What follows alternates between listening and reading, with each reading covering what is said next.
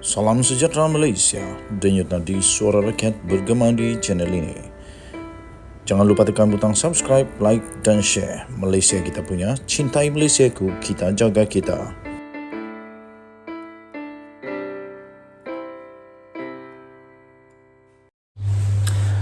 Salam sejahtera Malaysia, denyut nadi suara rakyat bergema di channel ini.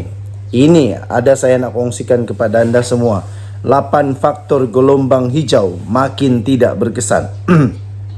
Sebelum ini gelombang hijau dikatakan adalah gelombang yang paling besar yang sedang berlaku di Malaysia. Tetapi rupa-rupanya sekarang ada satu pendedahan terbaru bahawa gelombang hijau ini tidak lagi berkesan. Ini berita buruk untuk hadiah wang dan pastinya berita buruk untuk Perikatan Nasional menjelang PRN yang akan datang ini. 8 faktor gelombang hijau makin tidak berkesan.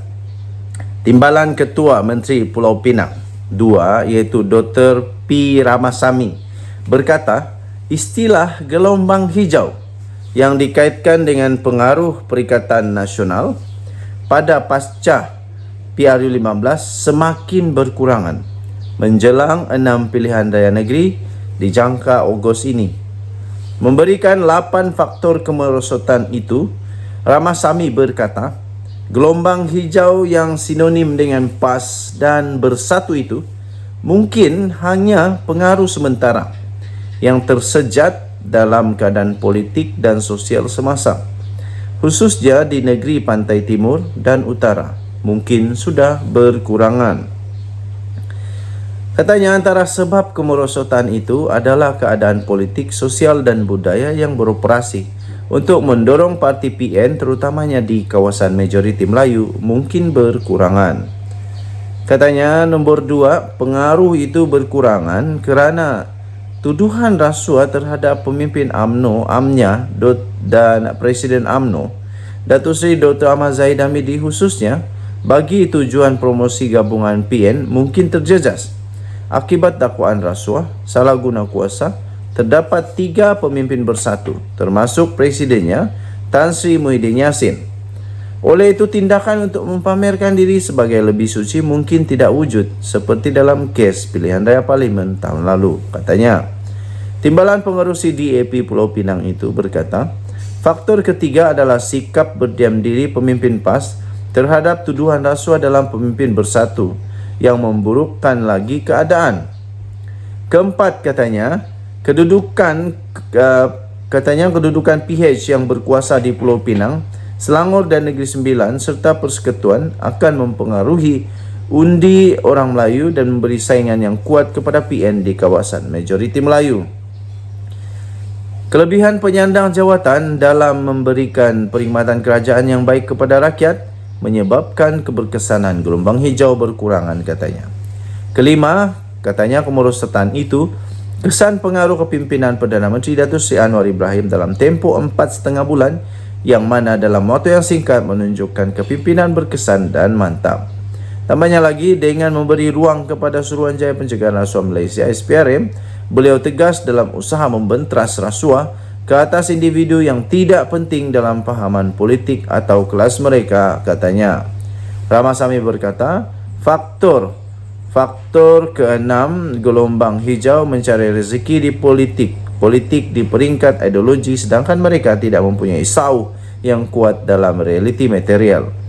Inilah sebabnya jika keadaan hidup rakyat tidak bertambah baik, gelombang hijau tidak dapat dikekalkan, katanya. Akhirnya golongan miskin dan terabai memerlukan rezeki material dalam bentuk pekerjaan, upah, perkhidmatan dan kemudahan. Hanya kerajaan yang bertanggungjawab boleh menangani isu-isu ini, sudah tentu bukan pelampau agama dan kaum, katanya lagi.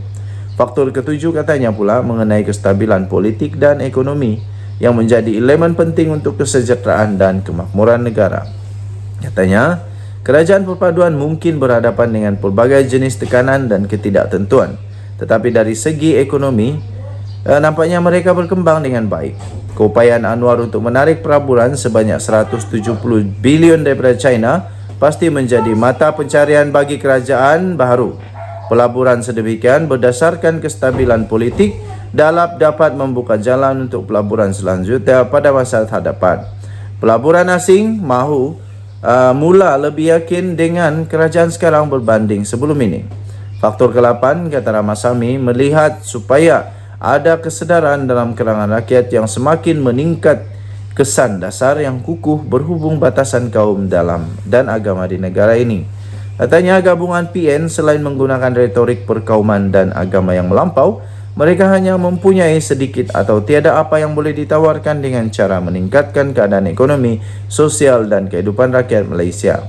Bukannya gelombang hijau itu hilang dan mati, ia masih wujud. PN akan melampau dalam menggunakan bangsa dan kaum, tetapi terdapat had yang pasti untuk mengejar ideologi ini, katanya dalam kenyataan itu. Denyut nadi suara rakyat bergema di channel ini. Untuk mendapatkan berita yang lengkap, sila layari bharian.com.my. Kita jumpa lagi, bye-bye. Salam sejahtera Malaysia, denyut nadi suara rakyat bergema di channel ini. Sekali lagi, kerajaan perpaduan menunjukkan, membuktikan bahawa ini benar-benar kerajaan yang akan memerangi rasuah. Nah, inilah yang kita mau. Saya fikir sokongan rakyat kepada Datuk Seri Anwar Ibrahim untuk perkara ini akan menjadi semakin kuat. Penjawat awam, sekali lagi ada penjawat awam yang menghadapi 6 tuduhan rasuah. Ini barulah tak ada kompromi.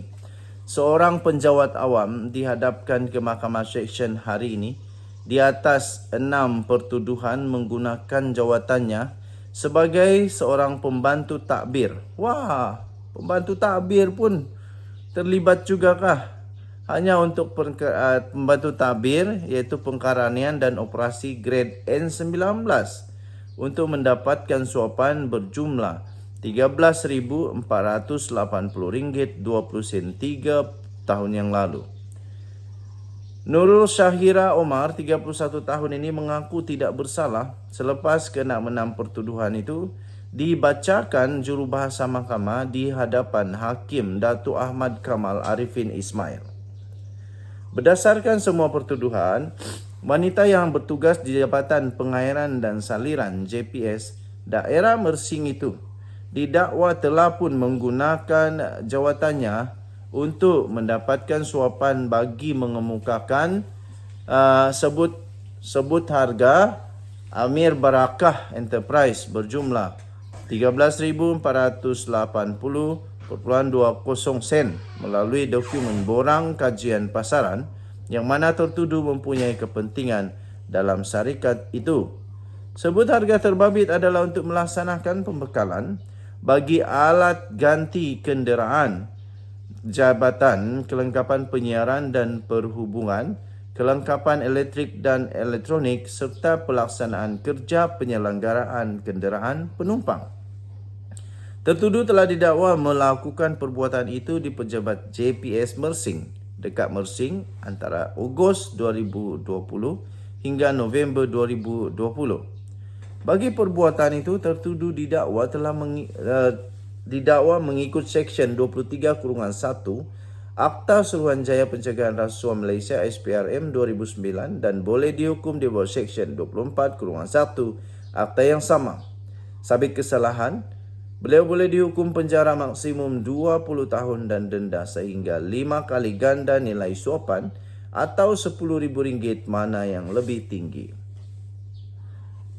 Pegawai pendakwa SPRM iaitu Nik Lokman Hakim Nik Muhammad Nur memaklumkan kesalahan di bawah Seksyen 23-1 akta berkenaan tidak boleh dijamin, namun mencadangkan jumlah jaminan RM30,000 sekiranya mahkamah ingin menggunakan budi bicara untuk membenarkan tertuduh diikat jamin.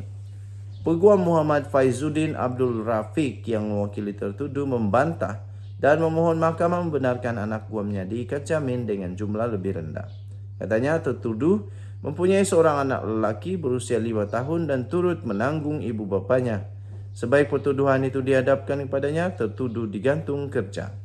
Tertuduh juga sedang menyambung pengajian ijazah sarjana muda dan ijazah sarjana yang memerlukan pembelanjaan yuran lebih RM15,000 katanya. Mahkamah membenarkan tertuduh diikat jamin RM7,000 dengan seorang penjamin warga tempatan beserta dengan syarat tambahan pasport antarabangsanya diserahkan ke mahkamah dan perlu melapor diri sebulan sekali di Pejabat SPRM Johor Bahru. Kes ditetapkan untuk sebutan semula pada 16 Mei depan. Denyut nadi suara rakyat bergema di channel ini. Bye.